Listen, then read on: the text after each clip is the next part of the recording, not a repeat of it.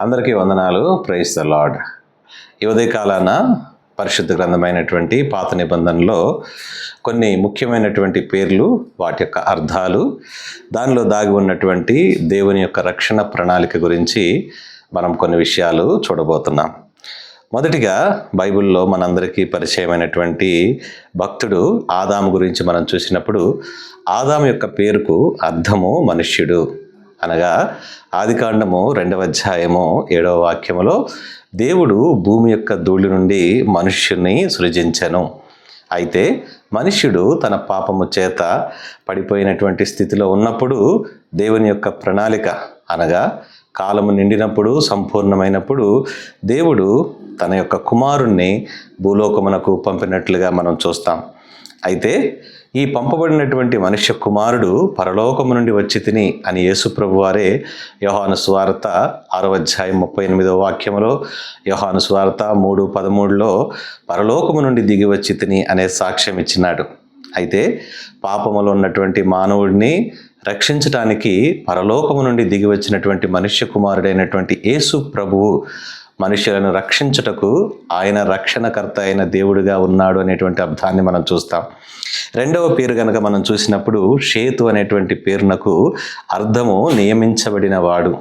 నియమించబడినవాడు అనగా ఈ నియమించబడినటువంటి వ్యక్తి తన యొక్క బలహీనతను, అలాగే నియమించబడినటువంటి వ్యక్తిలో ఉన్నటువంటి మరి ఈ పాప సహితమైనటువంటి గుణము నుండి తప్పించుటకు దేవుని యొక్క రక్షణ ప్రణాళికగా మనం చూసినట్లయితే, సేతు ద్వారా దేవుని యొక్క పని ఆదికాండంలో ప్రారంభమైనట్లుగా మనం చూస్తాం. ఎలాగా అని అంటే ఆదికాండము 4వ అధ్యాయము 26వ వాక్యములో, ఆ దినములలో ఆ మనుష్యులు యెహోవా నామం పేట ప్రార్థించిరి అనే వాక్యాన్ని మనం చూస్తాం. అయితే ఈ దినములలో బలహీనుడైనటువంటి మానవుడు, ప్రార్థన లేనటువంటి మానవుడు, దేవునికి ఎలాగ విజ్ఞాపన చేయాలో తెలియనటువంటి మానవుల విషయంలో మరి పరలోకము నుండి వచ్చినటువంటి మనుష్య కుమారుడైన యేసు ప్రభు వారే రోమీయులకు రాసిన పత్రిక 8వ అధ్యాయము 34వ వాక్యములో ఆయన మన గురించి ప్రార్థనలు చేయుచున్నటువంటి నిత్య విజ్ఞాపనకర్తగా ఉన్నట్లుగా మనం చూస్తాం. అంత మాత్రమే కాదు, రోమీయులకు రాసిన పత్రిక 8వ అధ్యాయము 26వ వాక్యములో కూడా ఉచ్చరింప శక్యము కానటువంటి, చెప్పశక్యము కానటువంటి మూలికలతో పరిశుద్ధాత్మ దేవుడు కూడా మన పక్షములుగా ప్రార్థనలు చేయుచు మరి విజ్ఞాపనకర్తగా ఉన్నట్లుగా మనం చూస్తాం. కాబట్టి ఈరోజు ప్రార్థనే మానవుని యొక్క ఊపిరిగా ఉండాలి. ఆ ప్రకారంగా మన కొరకు నిత్యము దేవుడే మన కొరకు తండ్రికి ప్రార్థన విజ్ఞాపనలు చేయుటకు నియమించబడి ఉన్నాడు అనే అర్థాన్ని మనం జ్ఞాపకం చేసుకోవాలి. మూడవ పేరు కనుక మనం చూస్తే ఏనోషు అనేటువంటి పేరునకు అర్థము మర్త్యుడు అనగా చనిపోయే స్వభావము కలిగినటువంటి మానవుడు. మరి చనిపోయే స్వభావం కలిగినటువంటి మానవుని ఏ విధముగా దేవుని యొక్క రక్షణ ప్రణాళిక రక్షిస్తుంది అని అంటే దేవుని వాక్యం చెబుతుంది, ఎవరైతే యేసు క్రీస్తు యొక్క నామమును విశ్వసిస్తారో విశ్వసించినటువంటి వారు చనిపోయినను తిరిగి బ్రతికెదరు అని యోహాను సువార్త 11వ అధ్యాయము 25-26 వాక్యాల్లో మనం చూస్తాం. అలాగే 1వ యోహాను 5వ అధ్యాయము 11-12 వాక్యాల్లో మనం చూసినప్పుడు మరి నిత్య జీవము దేవుని యొద్ద ఉన్నది, ఆ నిత్య జీవము కుమారుడైనటువంటి క్రీస్తు యొద్ద ఉన్నది. ఎవరైతే క్రీస్తునందు విశ్వసిస్తారో వారందరూ నిత్య జీవం పొందుకుంటారు. కాబట్టి ఈ రోజున మరణమును జయించినటువంటి విశ్వాసము కలిగినటువంటి వారిగా మనం ఉన్నప్పుడు మరణము యొక్క ముళ్ళు విరవబడిందని, మరణమును నా ప్రభువు జయించాడు అనేటువంటి నిశ్చయత మనకు కలుగుతుంది. 4వ పేరుగా మనం చూసినట్లయితే కైనాను అనేటువంటి పేరు మనకు కనిపిస్తుంది. ఈ కైనాను అనేటువంటి పేరునకు అర్థము దుఃఖము అని అర్థము. కాబట్టి దుఃఖము, బాధ, వేదన. దాదాపుగా మనుష్యులందరూ కూడా మరి ఇలాంటి విలాపం గుండా వెళ్ళినటువంటి జీవితాలు లేవు. జీవితం అంతా కూడా ఆనందముగానే గడుపుతుంది, ఆనందముగా ఉంటాము అనుకున్నటకు లేదు. కాబట్టి దుఃఖ సమయాలలో దేవుని యొక్క రక్షణ ప్రణాళిక మనం చూసినప్పుడు ఆయన పౌలు గారు రోమిలికి రాసిన పత్రిక 15వ అధ్యాయము 13వ వాక్యములో ఇలా అంటాడు, పరిశుద్ధాత్మ శక్తి చేత నింపబడి మరి విస్తారమైనటువంటి నిరీక్షణ గలవారై ఆ నిరీక్షణకర్తయగు దేవుడు మన యొక్క హృదయాలలోనికి సమృద్ధి అయినటువంటి ఆనందమును, సమృద్ధి అయినటువంటి సమాధానమును నింపునుగాక అనేటువంటి వాక్యం కనిపిస్తుంది.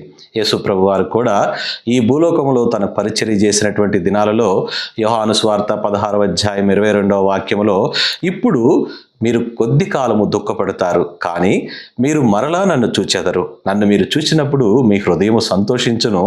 ఆ సంతోషము ఆనందము మరి ఎప్పటికీ ఎవడనో మీ యొద్ద నుండి తీసుకొని పోడు అనేటువంటి మాటను దేవుడు తెలియజేస్తాడు. ఈరోజు నా కెయినాన్ అనేటువంటి పేరుకు దుఃఖమనే అర్థము, కానీ ప్రభువుని మనం చూచినప్పుడు మన హృదయాలు సంతోషిస్తాయి, మన హృదయాల నిండా ఆనందం ఉంటుంది అనేటువంటి అర్థాన్ని జ్ఞాపకం చేస్తుంది. అలాగే 5వ పేరు గనక మనం చూస్తే మహలలేలు అనేటువంటి పేరు కనిపిస్తుంది. ఈ మహలలేలు అనేటువంటి పేరులో చాలా ముఖ్యమైనటువంటి శ్రేష్టమైన అర్థాలు ఉన్నాయి. దేవుణ్ణి స్తుతించుట అని, దేవుణ్ణి గణపరచుట అని, దేవుణ్ణి మహిమపరచుట అనేటువంటి అర్థాలు ఉన్నాయి. అలాగే దేవుని చేత దీవించబడుట అనేటువంటి అర్థాన్ని కూడా ఈ మహలలేలు అనేటువంటి పదంలో మనం చూస్తాం. అందుకనే కీర్తనకారుడు 103:1వ వాక్యములో, నా ప్రాణమా యెహోవాను సన్నిధించుము అనేటువంటి మాటను జ్ఞాపకం చేస్తాడు. అలాగే కీర్తనలు గ్రంథము 69వ అధ్యాయము 19వ వాక్యం మనం చూసినప్పుడు, ప్రభువు స్తుతినందును గాక అనేటువంటి మాట మనకు కనిపిస్తుంది.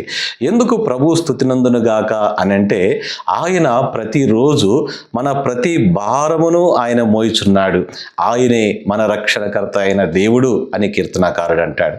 కాబట్టి ఈ రోజున స్తుతి నొందదగిన దేవుడు, ఆశీర్వాదము నొందదగిన దేవుడు, ఘనత నొందదగిన దేవుడు ఆయనే మన ప్రభు అయిన క్రీస్తు. అందుకనే ఎఫెసీయులకు రాసిన పత్రిక 1వ అధ్యాయం 3వ వాక్యములో, మన ప్రభు అయిన యేసుక్రీస్తు యొక్క తండ్రియగు దేవుడు స్తుతింపబడునుగాక, ఎందుకనగా ఆయన క్రీస్తునందు పరలోకపు విషయములన్నిటిలో ఆత్మ సంబంధమైన ప్రతి ఆశీర్వాదమును మనకు అనుగ్రహించెను. కాబట్టి ఈ రోజున మనకు స్తుతులకు పాత్రుడు మన ప్రభువు. 6వ పేరు కనుక మనం చూస్తే యోరేదు అనేటువంటి పేరు మనకు కనిపిస్తుంది. ఈ యోరేదు అనేటువంటి పేరు అనగా దిగి వచ్చును అనేటువంటి అర్థాన్ని, హీ షల్ కమ్ డౌన్ అనేటువంటి అర్థాన్ని మనం గమనిస్తాం. దేవుడు మనుష్యుల దగ్గరకు దిగి వచ్చాడు. యోహాను సువార్త 1వ అధ్యాయం 14వ వాక్యంలో కనుక మనం చూస్తే, ఆ వాక్యమే శరీరధారిగా మన మధ్య నివసించను. అలాగే 1వ తిమోతి రాసిన పత్రిక 3వ అధ్యాయం 16వ వాక్యంలో కనుక మనం చూస్తే, ఆ శ్రీమంతుడైనటువంటి దేవుడు సశరీరుడుగా మన మధ్య ప్రత్యక్షమాయను. కాబట్టి ఈ రోజున దావీదు పట్టణమందు నేడు మన కొరకు పుట్టినటువంటి రక్షకుడు ఆయనే, మన ప్రభు అయిన యేసుక్రీస్తు పరలోకము నుండి ఆయన దైవ స్వరూపమును విడిచి మన కొరకు మనుష్య రూపిగా మన కొరకు వచ్చినట్లుగా మనం చూస్తాం. కాబట్టి 7వ పేరుగా మనం చూస్తే హానోకు. ఇది చాలా అందరికీ తెలిసినటువంటి పేరు, ముఖ్యమైన పేరు. హానోకు అనే పేరునకు అర్థము బోధించబడినవాడు అనగా శిక్షణ నొందినవాడు అనగా దేవునికి తన జీవితమును అంకితం ఇచ్చినటువంటి వాడిగా కనిపిస్తాడు. దేవుని యొక్క వాక్యములో కనుక మనం చూస్తే, ఎవరైతే దేవుని యొక్క ధర్మశాస్త్రము చేత అలాగని దేవుని యొక్క యెహోవా చేత బోధించబడినటువంటి మనుష్యుడు ధన్యుడు. కీర్తనల గ్రంథం 94:12వ వాక్యంలో యెహోవా చేత బోధించబడిన మనుష్యుడు ధన్యుడు అనే వాక్యం మనకు కనిపిస్తుంది. అలాగే ప్రవక్త అయిన యెషయా 54వ అధ్యాయం 13వ వాక్యములో, నీ పిల్లలందరూ యెహోవా చేత ఉపదేశము నొందెదరు అనే మాట మనం చూస్తాం. కాబట్టి యెహోవా తమకు బోధకులుగా గల జనులు ధన్యులు అనే మాటని మనం చూస్తాం. ప్రభువారు కూడా ఈ భూలోకములో ఉన్నప్పుడు యోహాను సువార్తలో పలుమార్లు ఆయన తండ్రి చేత బోధనొందిన వారు నా యొద్దకు వచ్చెదరు అనే మాటని జ్ఞాపకం చేస్తాడు. కాబట్టి దేవుని చేత బోధించబడిన వారు, దేవుణ్ణి అనుసరించేటువంటి వారు మాత్రమే దేవునికి ఇష్టలై ఉంటారు అనేటువంటి మాటని మనం చూస్తాం. హానోకు దేవునితో నడిచిన వాడు కాబట్టే హానోకు మరణము చూడక కొనిపోబడెను. అందుకనే హెబ్రీయులకు రాసిన పత్రిక 11వ అధ్యాయము 6వ వాక్యములో చెప్తాడు కదా, దేవునికి విశ్వాసము లేకుండా దేవునికి ఇష్టలై ఉండుట అసాధ్యము. దేవుడు ఉన్నాడనియు ఆయన్ని వెతికే వారికి ఆయన తప్పక ప్రతిఫలం దయచేస్తాడని నమ్మవలెను కదా. కాబట్టి ఈ రోజున మన విశ్వాసమునకు కర్త అయిన దేవుడే మనకు బోధకుడై ఉండాలి అనేటువంటి అర్థాన్ని హానోకు ద్వారా దేవుడు మనకు జ్ఞాపకం చేస్తున్నాడు. 8వ పేరు కనుక మనం చూస్తే మెతుషెలహ్ అనేటువంటి పేరునకు అర్థము మరణము, ఆయన ద్వారా వచ్చినటువంటి మరణము అనేటువంటి హిస్ డెత్ షల్ బ్రింగ్, ఆయన మరణము ద్వారా వచ్చినది అనగా మెతుషెలహు బైబిల్లో మరి అత్యధిక కాలము జీవించినటువంటి వ్యక్తి. 639 సంవత్సరములు ఆయన జీవించినటువంటి వ్యక్తిగా మనం బైబిల్లో చూస్తాం. 969 సంవత్సరాలు మెతుషెలహు జీవించినటువంటి కాలము 969 సంవత్సరాలు ఆయన జీవించాడు. ఇంత సుదీర్ఘమైనటువంటి కాలము ఎందుకు దేవుడు మెతుషెలహుకు అనుగ్రహించాడు అనేటువంటి మాటను గనక మనం చూస్తే దేవుని యొక్క దీర్ఘ శాంతము, దేవుని యొక్క సహనము, దేవుని యొక్క ఓర్పు మనకు కనిపిస్తాయి. ఎందుకు దేవుడు ఇంత దీర్ఘ శాంతం మానవ పట్ల కలిగి ఉన్నాడు అనే మాటను గనక మనం చూస్తే యెహెజ్కేలు ప్రవక్త 18వ అధ్యాయం 32వ వాక్యములు అంటాడు, ఎవరును మరణమునందుట నాకు సంతోషము లేదు. ఎందుకు దేవునికి మరణమునందుట సంతోషము లేదు అని అంటే, మనుష్యుడు తన మనస్సు త్రిప్పుకుని ఆయన వైపు మరలి రావాలి అని చెప్పని దేవుడు తన దీర్ఘ శాంతము వహిస్తున్నాడు అనేటువంటి మాటను మనం చూస్తాం. కాబట్టి ఈ రోజున మరి దేవుడు మన యొక్క మారు మనసు విషయంలో మనము కూడా మనసు త్రిప్పుకుని దేవుని వైపు తిరగాలని, దేవుని సొంత రక్షకునిగా అంగీకరించాలని 2వ పేతురు 3వ అధ్యాయం 9వ వాక్యంలో కూడా ఇదే మాటను మరలా మనకు దేవుడు బోధిస్తున్నాడు. కాబట్టి ఈ రోజున మెతుషెలహు యొక్క మరణము తర్వాత మరి జల ప్రళయము రావటం జరిగింది. కాబట్టి మనము కూడా అంత్య దినాలలో ఉన్నామని, అపాయకరమైనటువంటి దినాలలో ఉన్నామని, ఈ రోజున ఇంకనూ మారు మనసు రక్షణ లేనటువంటి వారి కొరకు ప్రభువు ఎదురు చూస్తున్నాడు, దీర్ఘ శాంతం వహిస్తున్నాడు అనేటువంటి మాటను జ్ఞాపకం చేసుకున్నప్పుడు త్వరగా మన మనస్సు మారి ప్రభువుని సొంత రక్షకుడిగా అంగీకరించాలి అనేటువంటి అర్థాన్ని మనం జ్ఞాపకం చేసుకోవాలి. అలాగే 9వ పేరు గనక మనం చూస్తే లేమెకు అనేటువంటి పేరునకు అర్థము నిరాశ చెందినటువంటి వారు, నిరాశ చెందినవాడు, భారముతో నిండినటువంటి వాడు. ఈ రోజున ప్రతి ఒక్క జీవితంలో నిరాశ, భారము, బరువు, ఈ రకమైనటువంటి పరిస్థితులు గుండా ప్రతి మానవుడు వెళ్ళటం జరుగుతుంది. అయితే మానవుని యొక్క దినములు శ్రమతో కూడినటువంటివి అని అనేక మార్లు దేవుని వాక్యం మనకు బోధించినది.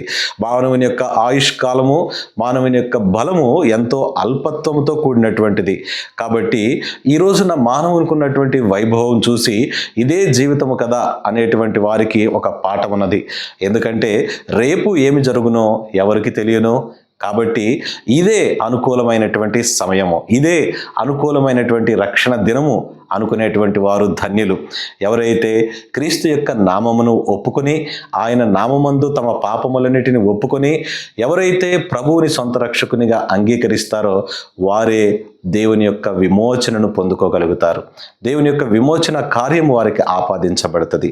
అందుకనే మత్తయి సువార్త 11వ అధ్యాయం 28వ వాక్యం మనందరికీ బాగా తెలిసిన వాక్యమే. ప్రయాసపడి భారములు మోసుకుని పోచున్న సమస్త జనులారా నా యుద్ధకు రండి, నేను మీకు విశ్రాంతిని అనుగ్రహిస్తాననేటువంటి వాక్యము మనకు జ్ఞాపకం చేస్తుంది. కాబట్టి 10వ పేరు కనుక మనం చూస్తే నోవాహు అనేటువంటి పేరునకు అర్థము ఆదరణ లేదా విశ్రాంతి అనేటువంటి అర్థాన్ని మనకిస్తుంది. కాబట్టి ఈ రోజున భారం మోసుకుని పోతున్నటువంటి లేమాకులు ఎందరో ఉన్నారు. అలాంటి భారం మోస్తున్నటువంటి లేమాకుకు నోవాహు వంటి ఆదరణ పుత్రులు, నోవాహు వంటి విశ్రాంతిని కలుగజేసేటువంటి పుత్రులు ఈ రోజున తమ కుటుంబాన్ని ఆదరించగలుగుతారు, తమ కుటుంబాలను ఓదార్చగలుగుతారు. అందుకనే మొదటి పేరైనటువంటి ఆదాము, మనుష్యుడు అనేటువంటి అర్థములో పాపములో పడిపోయినటువంటి స్థితి వల్ల, పాపం వల్ల వచ్చినటువంటి మరణము, పాపం వల్ల వచ్చినటువంటి శిక్షను మరి మనుష్య కుమారునిగా వచ్చి మరి సమస్త మానవాళి కొరకు విధేయతను చూపించి ఆయన సమస్త జనులను మరి నీతిమంతులుగా తీర్చునని దేవుని వాక్యం ఉన్నది. అందుకనే 1వ కొరింథీయులకు రాసిన పత్రిక 15వ అధ్యాయము 45వ వాక్య భాగం మనం చూసినప్పుడు మరి మొదటి ఆదాము జీవాత్మ ఆయను, కడపటి ఆదాము మనంలో జీవింపజేసెను అనే మాట కనిపిస్తుంది. ఈ రోజున మనం జీవితకాలం అంతయు మరణ భయముతో ఉన్నటువంటి మానవులను జీవింపజేసేటువంటి మరి దేవుని యొక్క పునరుద్ధాన శక్తి ఈ రోజున విశ్వాసులందరినీ మరణము నుంచి జయించినటువంటి విశ్వాసములోనికి మరి తీసుకుని రావటం జరుగుతుంది. అందుకనే దేవుడు మనకు ఈ 10 పేర్ల ద్వారా మనతో మాట్లాడినటువంటి సత్యాన్ని గనక ఒకసారి 10 పేర్లు వాటి అర్థాలను గనక చూస్తే మనం ఆశ్చర్యపోతాం. మొదటిగా పాపములో పడిపోయినటువంటి మనుష్యుడు ఆదాము కోసం దేవుడు ఒక రక్షణ ప్రణాళిక నియమించబడిన వ్యక్తి సేతు. ఎందుకంటే మనిషి మర్త్యుడై అనగా చనిపోయే స్వభావం కలిగినటువంటి వాడు ఏనోషు, పాపం వల్ల కలిగే దుఃఖముతో ఉన్నటువంటి వాడు కైనాను. ఆ దుఃఖములో ఉన్న కైనానును చూసి దేవుడు స్తుతించబడిన దేవుడు మహాలెలేలుగా దిగి వచ్చాడు. మనిషి కోసం పరలోకము నుండి భూలోకానికి దిగి వచ్చినటువంటి ఏరోదుగా ఉన్నాడు. కాబట్టి జీవన మార్గాన్ని బోధించి అలాగే దేవుని యొక్క ధర్మశాస్త్రమును బోధించిన హానోకు వలె ఆయన తన మరణము ద్వారా మెతూషెలహు పాపభారముతో నిరాశలో ఉన్నటువంటి లేమేకు వలె ఉన్నప్పుడు మనకు నిత్య విశ్రాంతిని నోవాహు ద్వారా ఆయన అనుగ్రహించాడు. చూడండి, ఒక్కొక్క పేరుకు ఒక్కొక్క అర్థము, ఆ అర్థములో ఉన్నటువంటి రక్షణ ప్రణాళిక కనుక ఆ పేర్లన్నిటిని మనం కలిపి చదివినప్పుడు దేవుడు ఆది కాండము నుండి ప్రకటన గ్రంథం వరకు ఆయన యొక్క రక్షణ ప్రణాళిక మనకెంతో తేటగా కనిపిస్తుంది. మొదటి పేరుగా మనం చూసాము ఆదాము అంటే మనిషి. అలాగే రెండవ పేరుగా మనం చూసాము సేతు అంటే నియమింపబడిన వాడు. ఏనోషు అంటే మత్స్యుడు, చనిపోయే స్వభావం కలిగిన వాడు. కైనాను అంటే దుఃఖము లేక శోధన. అలాగే మహాలలేలు అంటే స్తుతింపబడేటువంటి దేవుడనే అర్థాన్ని చూసాం. ఏరోదు అంటే దిగివచ్చెను అనే అర్థాన్ని చూసాం. హానోకు అంటే బోధించబడిన వాడిగా చూసాము. అలాగే మెతుషెలహ్ అంటే ఆయన మరణము ద్వారా అది సంప్రాప్తించెను అనే అర్థాన్ని చూసాం. లేమేకు అనగా నిరాశ బాధలో ఉన్న వ్యక్తిగా చూసాం. నోవాహు అనగా విశ్రాంతి ఓదార్పునిచ్చినటువంటి వాడిగా మనం చూసాం. కాబట్టి ప్రతి పేరులో ఉన్నటువంటి అర్థానికి దేవుడు తన రక్షణ ప్రణాళికను మెట్టుకు ఎంతో మరి దాగి ఉన్నటువంటి లోతైనటువంటి ఆత్మీయ సత్యమును పొందుపరిచినటువంటి విషయాన్ని మీ అందరికీ తెలియజేద్దామని ఈ 10 పేర్లు, ఆ 10 పేర్ల లోపల దాగి ఉన్నటువంటి రక్షణ ప్రణాళికను ఈరోజు దేవుడు మీతో మాట్లాడటానికి సహాయం చేశాడు. ఇందుని బట్టి మన దేవాది దేవునికి వందనాలు, కృతజ్ఞతాస్తుతులు చెల్లిస్తున్నాం. అందరికీ వందనాలు. Praise the lord.